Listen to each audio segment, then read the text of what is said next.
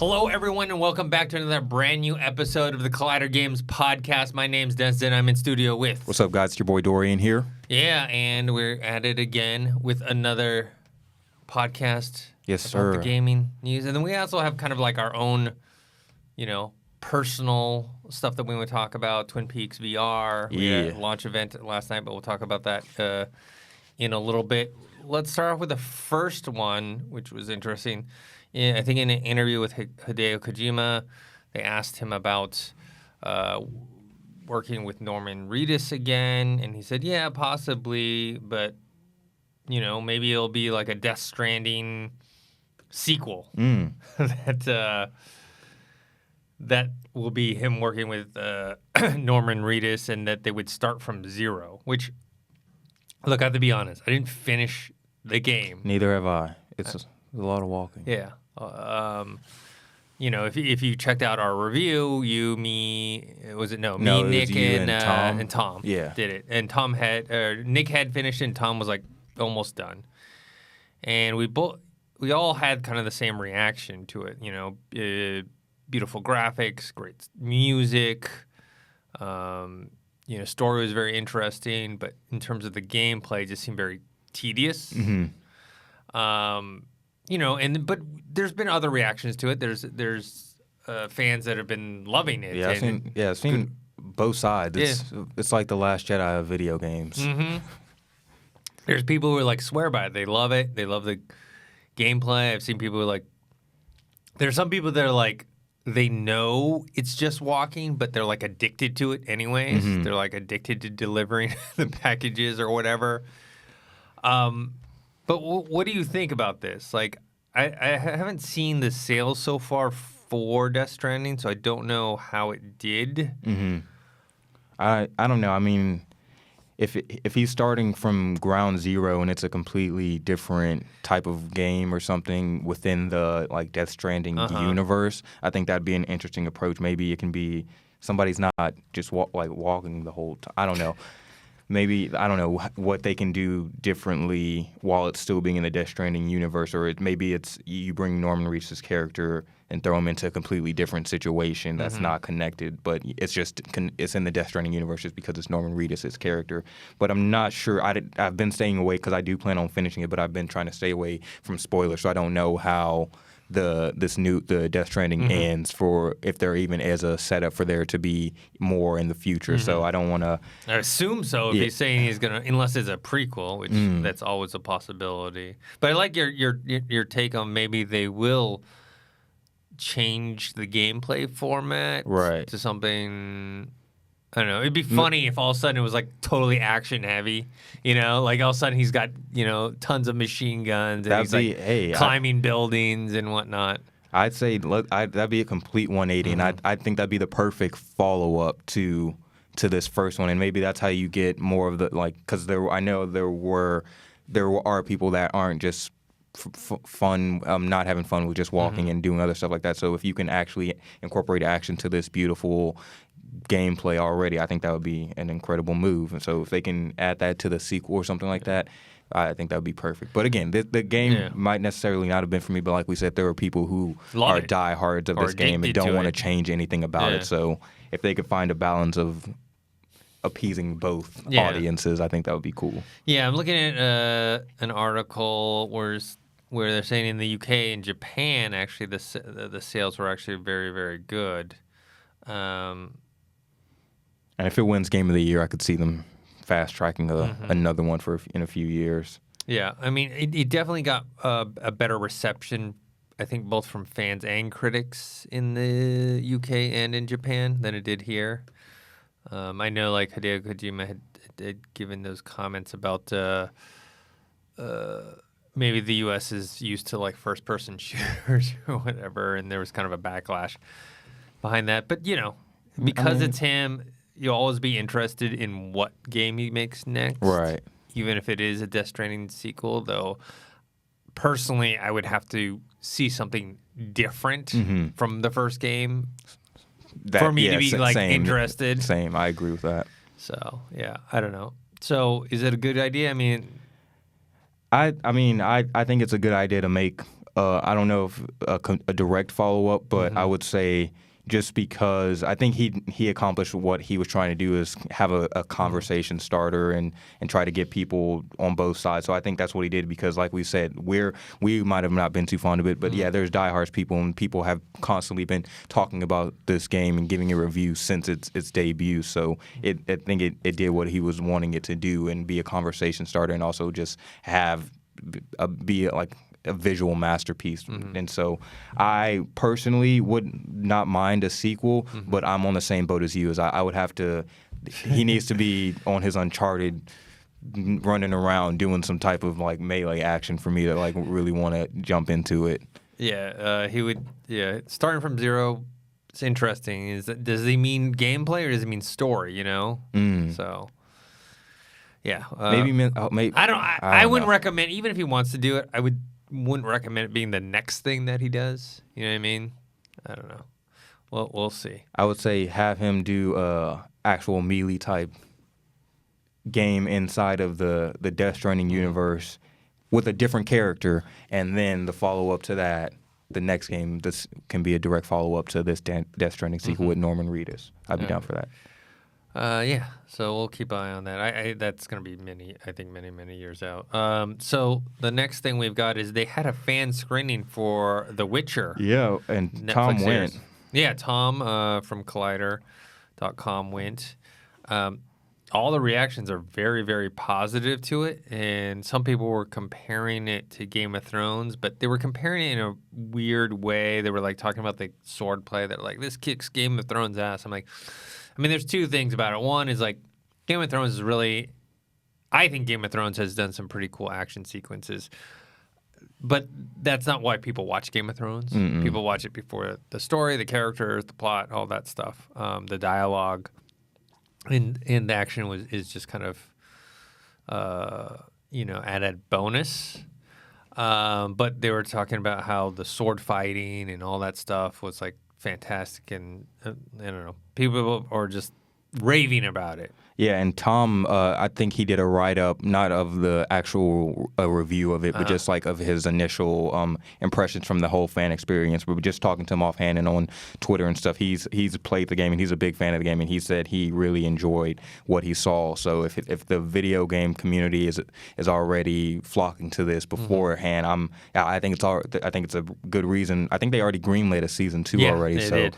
I think they hit it on, and I think I said this on a long podcast a long time ago while this was in development or something. I said I think Netflix can crack the code on how to actually adapt a video game, like making it a drawing out, fleshing out the characters in a series rather than trying to force everything into a 2.5-hour movie and try to set up for multiple movies. So I think with this and with the positive fan reactions, I'm excited to see what this leads for other video games, maybe considering going to streaming services now. Like maybe Netflix already is looking at other video games in the works. Isn't Resident Evil? Yeah, Resident Evil is getting in on the works. So this would be a good start. We also have Halo on Showtime coming. They're, I think, starting production, or they already are in production. So yeah, I always tell people this. It's like it sounds like I'm like beating a dead horse, but like people just always complain, or they can't see the writing on the wall. Eventually, there's going to be good video game movies and video game TV shows. Same thing happened with comic books. People we're going through this golden age of comic book movies, right? Like, people don't know they used to suck before. There was no money behind them, no talent behind them, all that stuff. And like you get one good one and you get like 9 bad ones, you know? That's what video games have to go through, you know? It's like it's inevitable that we are going to get some good, whether it's video game television shows or video game movies. We'll see. But yeah, there's too many good stories, good characters, good properties out there for it not to happen. Yeah, and I think it's interesting, too, because I talked about it on Mailbag, this weekend's upcoming Mailbag, that currently right now Angry Birds 2 is technically the highest rated video game movie right now, and I would love to see not something knock it off, but I would love to see a console video game, because Angry Birds 2 is technically a game because it came on the mobile app. So, but I would love to see a console game get a high rating for a movie version. Also, the Angry Birds thing was just more of like, okay, here's like a kid's thing. Yeah. You know, even like, not that I know anything, like let's say the Sonic the Hedgehog movie that comes out, I think in January, like ends up doing very well and actually critics like it for some reason or whatever. Even that, I'm like, okay, that's not like, you know what I mean? I'm picturing more, you were talking about The Witcher, Right. Resident Evil, Halo, you know, the Uncharted movie that's going to come out. Like, that's kind of my video game. Because Sonic already, in a way, there's already been many video games. I mean, not video games, TV series, like animated stuff. Series. Like so, even though it is a video game movie, I agree with you. It's not I wouldn't consider it, because especially they're not following any set storyline from the actual game. It feels more like a kid's thing, right? Like a kid's character, right? I'm excited about it though, just because he looked good after they fixed him up. I was like, all right, they listened. So I'm gonna, if the whole thing about that thing is, I hope it makes enough money to like where they see a profit for having the animators have to do more work and stuff like that. But it also, I hope it does money because they actually took the time to listen to the backlash. And so if the people that were complaining don't go see it, I'm like, bro, what are you doing? If you're gonna make that noise, then your money better be behind it as well. And so I don't know. We'll see what happens with that. Yeah. But I'm excited for The Witcher, though. We've seen nothing but positive comments, and then Tom said he loved it. So I think the embargo, I'm not sure when I think it lifts soon, but you expect a review. I mean, from the show's soon. December 20th. Yeah, so it should be fairly within next week probably we should start seeing them drop. It's too much stuff. I don't know if you know this about me, Dorian. What? My favorite director is Martin Scorsese. Mine is too, bro. Okay, but I haven't had time to watch it's 3.5 hours. It is. It's a long. I had the luxury of seeing it in a theater, so there was no way. I wanted to go with you that night, but I was working on what we're going to talk about next, which is the Twin Peaks VR. I've been working on that You've been working on that for a year. Yeah, but more recently it's been a bigger thing where I'm just focused mainly on that, and that's all I'm doing all day, all night. So. And you don't want to. You want to watch the whole thing. You don't want to try to do it in chunks. So I could if I wanted to, but I don't want to do that because Martin Scorsese is my favorite director. I want to be like, okay, let me sit down. I'm gonna watch this thing. Yeah, you know what I mean. Yeah, and then when I heard it was a 3.5 hour movie, and I sat down for it, I was like, oh man, I got to time my pee breaks or whatever. But once you get into the movie, it's like. Yeah. It's one of the I judge a movie by how often do I have to pee in it. Like if I don't have to get up at all, that means you've got me hooked. I'm hooked all the way, and then time just flashes. And that's with The Irishman. It just flew by. Like I didn't have to use a restroom or anything. That's how Wolf of Wall Street was for me. I was like, oh man, this is 3.5 hours. Even though I love Martin Scorsese, I love Leonardo DiCaprio. I was like, 3.5 hours, and then flew by like nothing. Flew by like so nothing. Gotta make time. Yeah, but my whole point with that is you have The Witcher coming out on December 20th. I don't know if you're a Marvelous Mrs. Maisel fan like I am. I didn't even know I didn't even know season 3 was out until I checked Amazon today. No, I guess it came out when I got home last night. Yeah, it was, midnight or whatever. When I got home last night, I clicked on. I was like, why didn't anybody tell me y'all all talking about it in the office? Like that, y'all the ones you're the reasons why I even started watching it. Yeah. And then so I get home, I sit on my couch, and I'm like, wait, this out? Nobody even told me. I had to find out through here. But I don't know if they did that good of a job marketing it. I don't think they did. Time. I didn't even know it was out until I sat down and saw it. This is an award-winning, Emmy-winning show, game changer, and I feel like, and I just haven't been seeing that much, advertising. And Sterling K. Brown, he's supposed to have a prominent role in it. I feel like they no type of big push for it. I don't know. Maybe they just don't want to compete with all this other stuff going on right now, and they know Disney's using all their money to promote Rise of Skywalker, so they're like, we're not even going to try to compete with this marketing campaign right now. Yeah, so I'll keep going with my first world problems, but I still haven't finished The Crown season 3 yet. Okay, I'm almost done with that, but then I have Marvelous Miss Maisel that just came out. Then Irishman I have to finish. But that one I have to sit down for 3.5. I think that's the biggest problem. It's like for these other things like 1 hour. Okay, I can cut out 1 hour. Right. Watch this. That's cool. 3.5 hours. That's a commitment. Yeah. That's why I'm glad I saw it in the theater. Yeah. I had no choice, but there's no pause button. Well, I wanted to go with you that one time. Should have. I know. I should have. Twin Peaks VR. So, anyways, still got all that stuff, and then The Witcher on December 20th. But hopefully over the break I can start catching up on this stuff. Have you finished Jedi Fallen Order? Almost. I'm like this close. I'm this close. All right, we'll talk off. I don't want to spoil anything for people. But Jedi Fallen Order, I'm like that close. All right. I'll be done. I'll probably be done after this weekend. Okay. Like I said, if it wasn't for working all this Twin Peaks VR stuff, which, by the way, we'll talk about next. So we had a Twin Peaks VR launch event party last night here at our studios. Yep. And I think it went pretty well. I would say it went amazingly well. It's the nicest I've ever seen The Office. We dressed up The Office. Yes, it looked amazing, and we had a little step and repeat. We had fans test out the game and the demo, and they got to play it. They got to play it, and it was amazing. We had a great turnout. The music was dope. The food was amazing, and we had some catering drinks. from the pie hole. We went hard. Yeah, we got catering from the pie hole. We got savory pies, like pot pies. We got the sweet pies, and then we had open bar. I hit that up a couple times. I unfortunately didn't get to have as much, fun as some of you other guys because I was two of our developers were out. So we have 4 in-house developers here, and then we have some overseas developers as well. And they were supposed to handle the demos, which 2 of them did, but the other 2 were gone. And so I had an extra room that I was doing. Well, it was supposed to be just for VIP and press or whatever, and then it just ended up being this 3rd room for anyone. Damn. And so that's why you didn't see me that much. Yeah, people were like, "Where's Dennis?" And I was like, "I don't know, man. I don't know where he went." Yeah. So I was working the whole time.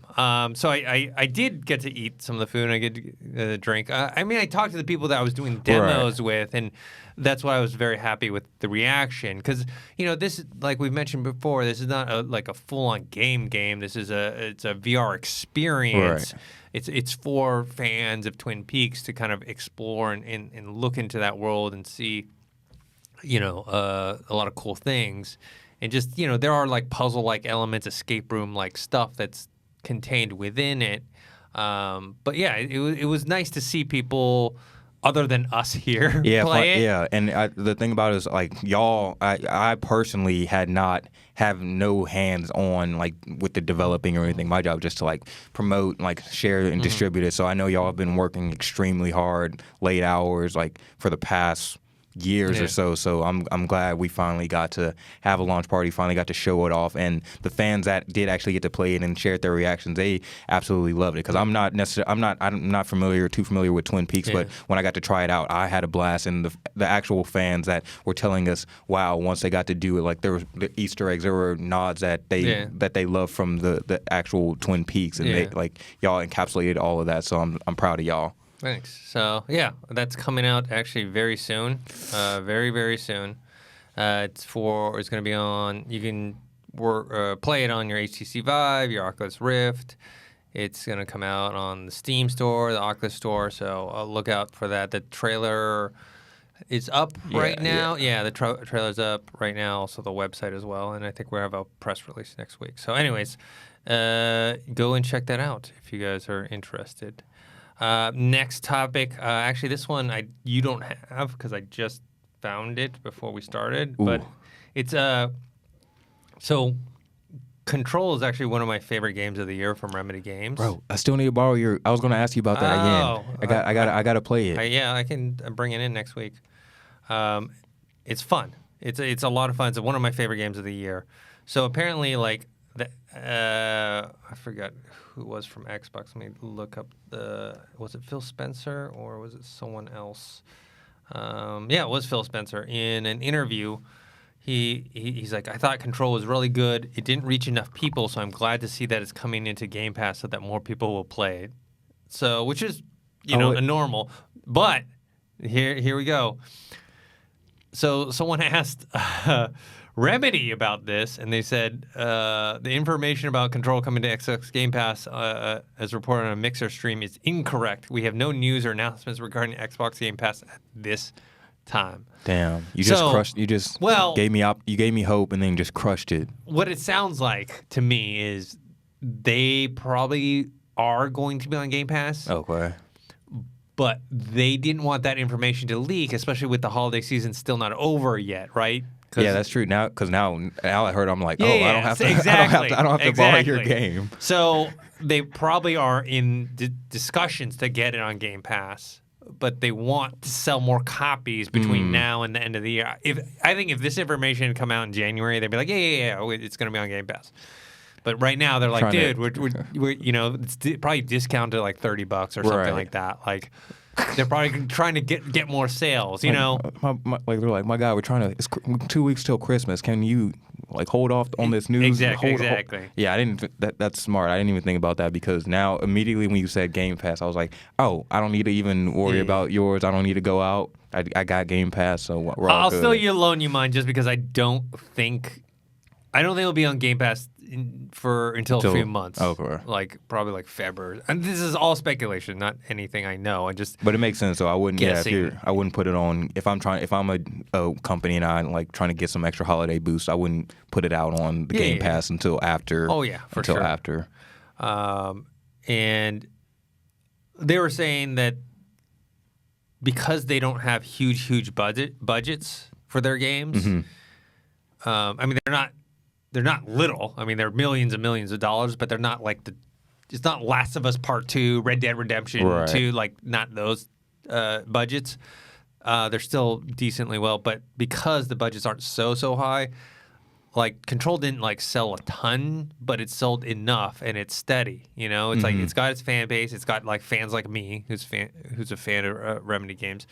And so when they have a game, I'll buy it and I'll play it. And they have those hardcore base of fans, and it's good enough where word of mouth spreads, and then people want to play it.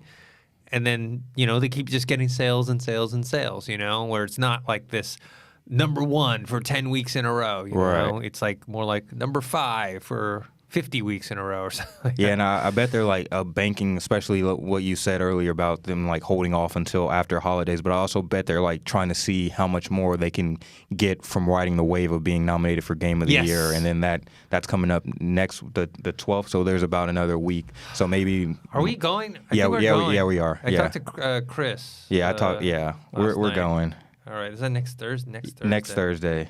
Whew, man, this is a busy...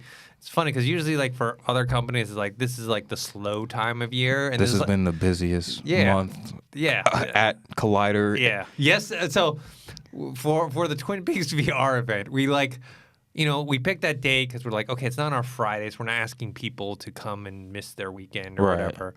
And we thought, okay, it's December. The game's coming out very soon, and we're like, okay, got to do it before the game comes out. And then we're like, okay.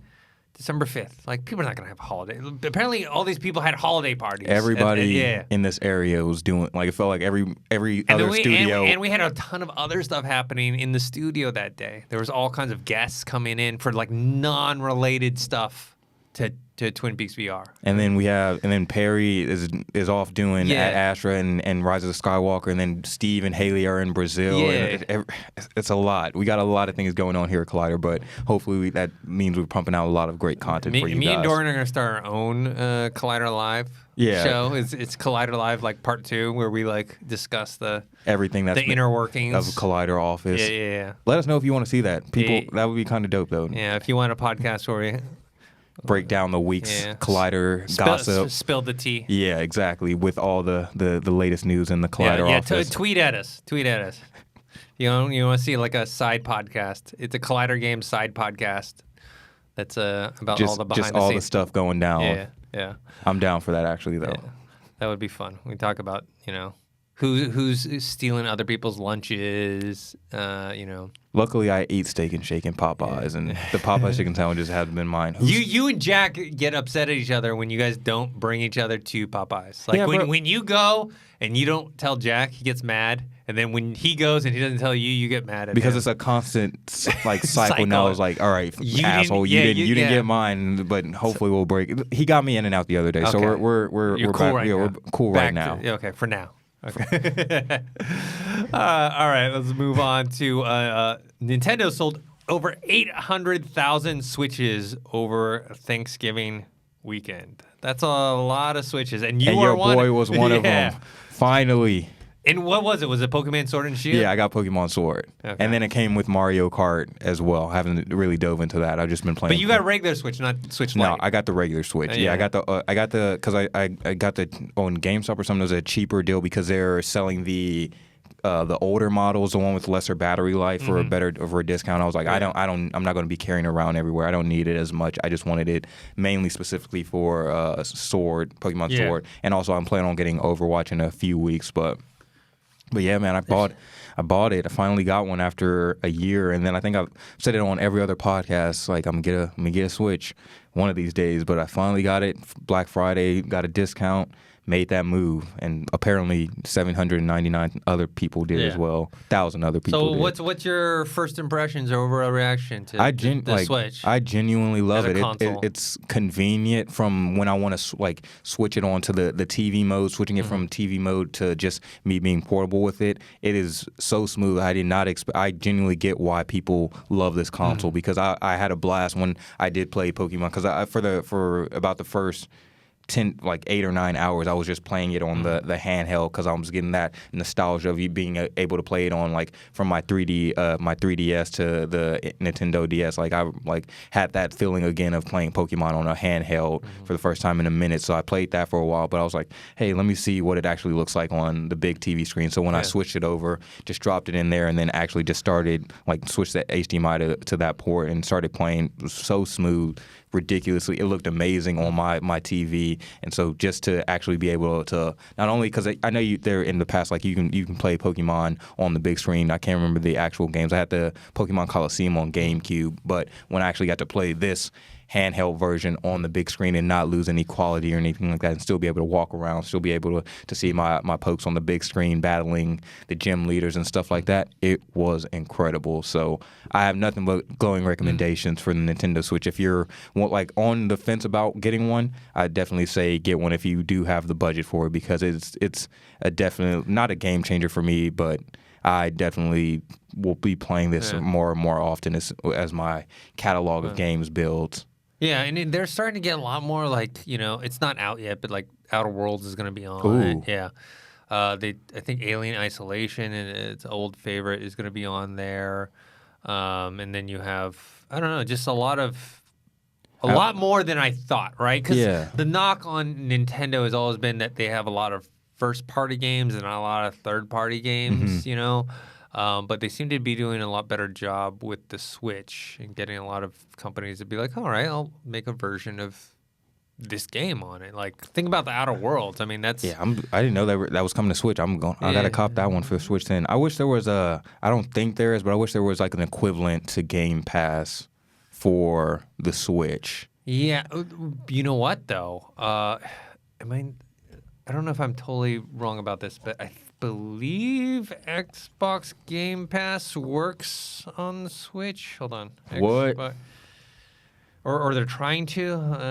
Nintendo Switch. It's something they're trying to do this thing. Oh, I guess that's what they wanted to do, but then I guess there was a rumor that was going to happen, and then apparently that didn't come to fruition. Because I know that the whole Microsoft thing is they're starting to be well, we don't need to really be console exclusive. They want to be subscription exclusive. So they're trying to bring the Xbox Game Pass to everything, right? So it's on the PC, it's on the Xbox One, but for all they care, they're just going to put it on anything possible. So there was a rumor that they were going to try and get it on Nintendo Switch, but apparently that did not happen. This little side note story is not Nintendo, Sony basically said they are not working on a PlayStation handheld. So all the people who are talking about PSP and why would getting all excited, but apparently like I forgot. Let me see what it says. But like they were talking about it, and they were like, no, we have no plans. We're not working on a handheld console. I mean, I could see why, but also I think that would be a good investment to make once the PS5 drops, once the dust is settled with that. Then the next thing they do launch is an updated PSP with better graphics and stuff like that. Because for one, I even said it when the Nintendo Switch Lite, when they dropped that, I was like, bro, that's a PSP essentially. It looks the same and everything, but I personally think if they did updated PSP for like a wave of maybe make it limited edition or a limited time run once the PS5 is done, and then you drop an updated PSP. You got the whole. I guarantee you that would sell out. Guarantee you it would make so much money because you got the whole wave of people like me who grew up in that wave of PSP, the original PSPs. I had the original one. I had the limited edition blue one. So I think you would definitely get a lot of old school fans back onto the wave if they did something like that. Yeah, but I think what they're saying is that instead of something like the PS Vita, it's going to be kind of what Microsoft's doing with Project xCloud. There's like you subscribe to their service, and then you can play it on your console, and then also on your phone or on your laptop or whatever, right? Through streaming. Okay. So think about that. I mean, I don't know if you've seen the demos with the Xbox. They'll have like an Xbox controller, and then you just slide your phone on this little thing, and then you can play the game. Obviously, it's not, the technology isn't quite there yet, but they've shown demonstrations of this working. And so in the future, you're subscribed to Xbox Game Pass, right? In the future, you're just going to be like, oh, well, I'm not at home, but I got it's basically just an Xbox controller and it just has this little thing that like plugs into your phone or whatever. Right. Like and you could play, but does your PSP have, not your Xbox have to be on at home, or does it like I don't think so. That's the I think the thing of it. I don't think you have to. I think this is their future, right? This is the future. It's like they don't want it so you have to download games anymore. Right. Kind of what Google Stadia tried to do or is trying to do. They want to do that. So it's not quite there yet, but they're working on the technology. So I think that's the reason why it's like, why invest in a portable game system when anything will become a portable game? Like imagine that's that true.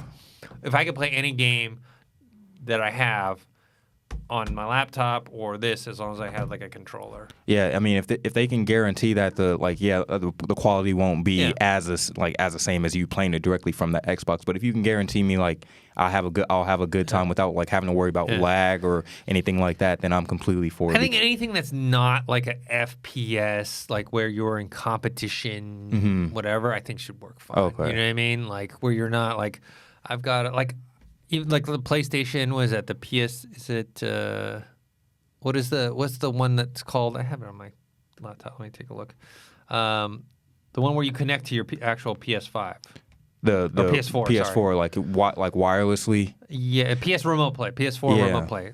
I did that at home. Because I have my PS4 here at the office, and I went home and I connected my PS4 controller to my Surface Book and just play Death Stranding on it, and it was fine because it was fine. Yeah, I mean, there were some parts where it lagged, but I think that had more to do with my internet connection than the actual. See, that's what I'm worried about. Because once I moved closer to the Wi-Fi, though, I honestly think it was my internet wireless.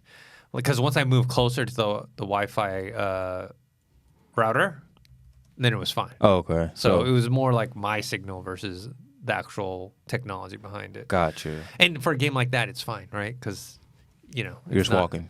Yeah, you're walking, and you're not like, it's not like quick reactions. Heavy. Yeah, heavy action or whatever. So, anyways, cheaper, diskless, next-gen Xbox still in development. So this is something they have now for Xbox, which is like an Xbox One S, but all digital version that has no disc in there. It's much cheaper. I think over the Black Friday wasn't it like $250 or something like that? Dang. Something like that. It was like $250, and I think it came with like a game or two or something like that. So because it's just much cheaper to do that. Right. Like the next version of Xbox will have the the 4K disc capabilities, the Blu-ray, 4K, all that stuff. But if you don't care about that and you don't care about buying games physically and you only buy through the store and digitally, there's going to be a cheaper version. So I think they're going to launch with 2 different versions. One, hey, because I think that makes it, because remember one of the biggest mistakes of the Xbox One was that it was set higher priced. It was like four. It was $4.99. Yeah. Mm-mm. It was that's like half a payment for rent or something like that. Oh, no, bro. So the PlayStation was $3.99. So that just immediately like hurt them right from the start. Mm-hmm. So they're not going to make that mistake this time. So I think what they're going to do is match the PlayStation at the top end, right? The one with the disc. Right. At $3.99. This is just guessing on pricing. And then they're going to come out with this discless version for like either $349 or $329 or something like that. Then be like, look, now it's even cheaper to get into this next gen console as long as you don't care about discs. That's smart. I mean, I personally would always get the one with the disc. Now more than ever, I care about physical media because they took Amazon Prime Video took King of Comedy off their free streaming thing. That's what happens, man. Because of the Joker, I'm assuming because of the Joker, now you have to rent it or buy it. Yeah. So I'm all about saving physical copies of whatever you're trying to buy or own because that was a blow to my system last night. I was like, what the?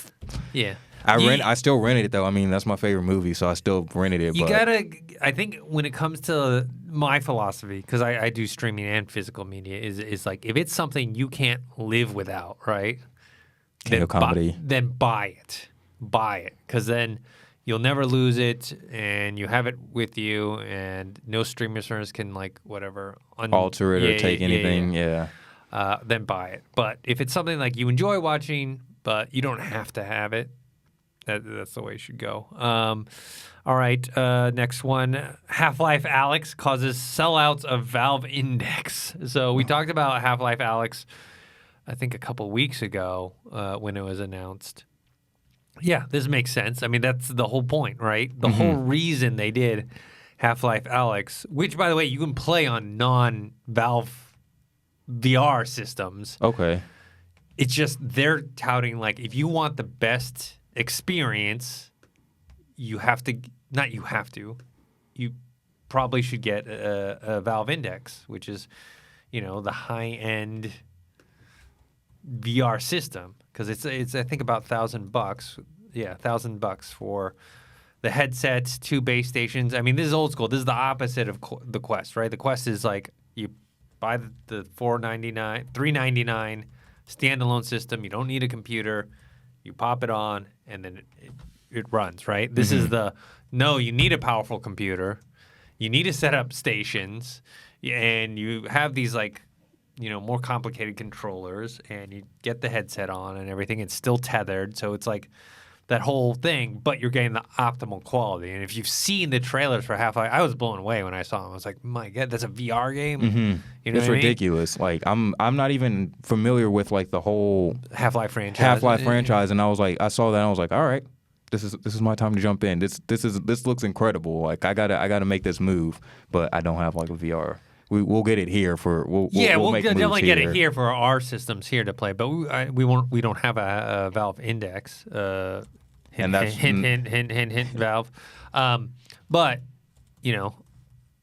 it's coming out in March, so it's just of course they sold out because they didn't really sell that many before because it's a very niche. I mean, VR itself is niche, but it's definitely growing, right? The Quest is going to change that. And the Valve Index is that, like, when you are the top of the line, like, it's less people are going to buy it. Mm-hmm. But, with this, people are like, all right, just for this game. I mean, that's how big Half-Life is it gets people to buy things. I guarantee a bunch of people who bought that probably never played VR before. You know what I mean? They were just like, oh shit. Half-Life's coming back, bro. I gotta fucking do it. Yeah, I gotta do it. But hopefully that gets more. Hopefully that sparks more their interest into VR. Because if you're gonna do all that, buy all this equipment and stuff for a VR game, I assume you would use it more after you're done with Half-Life. I wouldn't just be like, all right, let me return this. No, That's kind of low-key, not I was jokingly, but I was like, all right, I beat Pokemon Sword. I beat it before the weekend over. I was like, all right, I'm pretty much done with it right now. Let me just return this shit. But I got Overwatch and a couple other games. And I got my next one, so it's going to be Ultimate Alliance and then Overwatch are like my next two purchases I'm looking at. Yeah.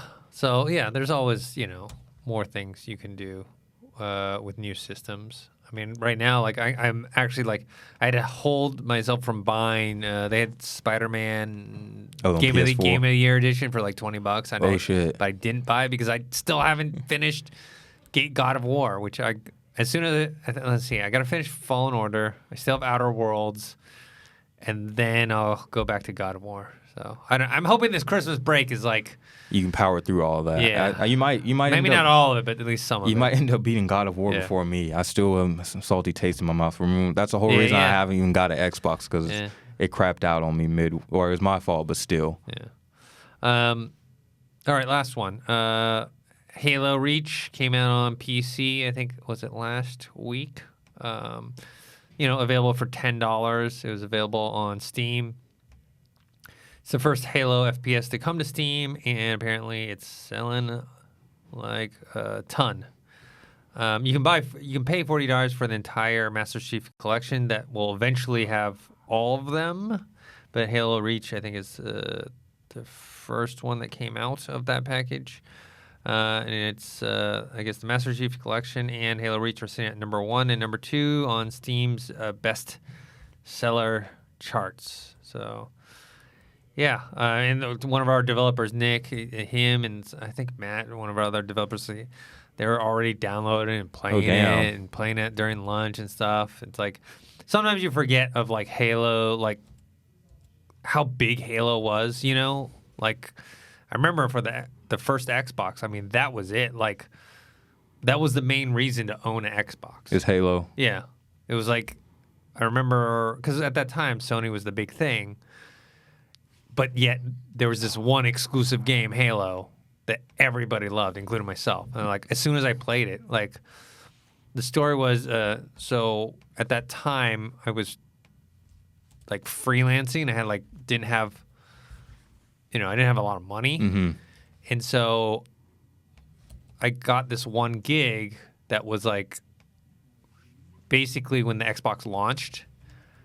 They had this whole event at Universal City Walk, and it's like, a bunch of people stood in line and got to play games, and Halo was one of them. And all I did was, you were just helping people do the controls and whatever, blah, blah, blah.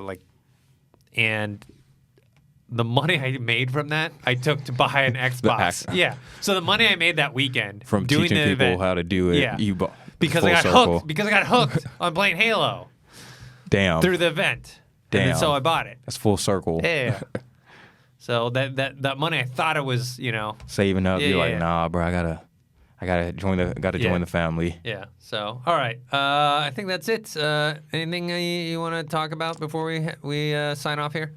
No, not really. I'm just super impressed with the Nintendo Switch that I've had it about a week. So I'm definitely glad it was well worth the purchase. Finally jumping onto the family. What else have I been playing?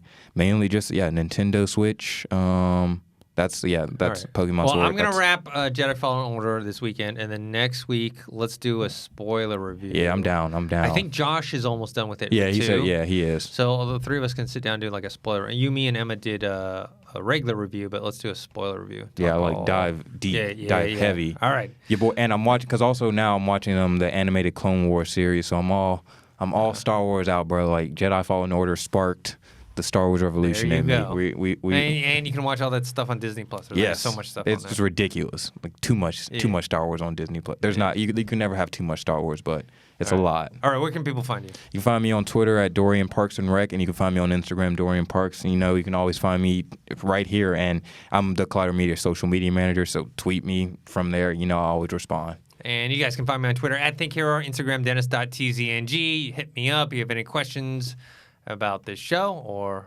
about Twin Peaks VR, and I'll try and answer them. Make sure to subscribe to this channel, youtube.com/collidergames, and also subscribe to our podcast feed, the Collider Factory feed, for this show every single week. Until next time, see you guys later.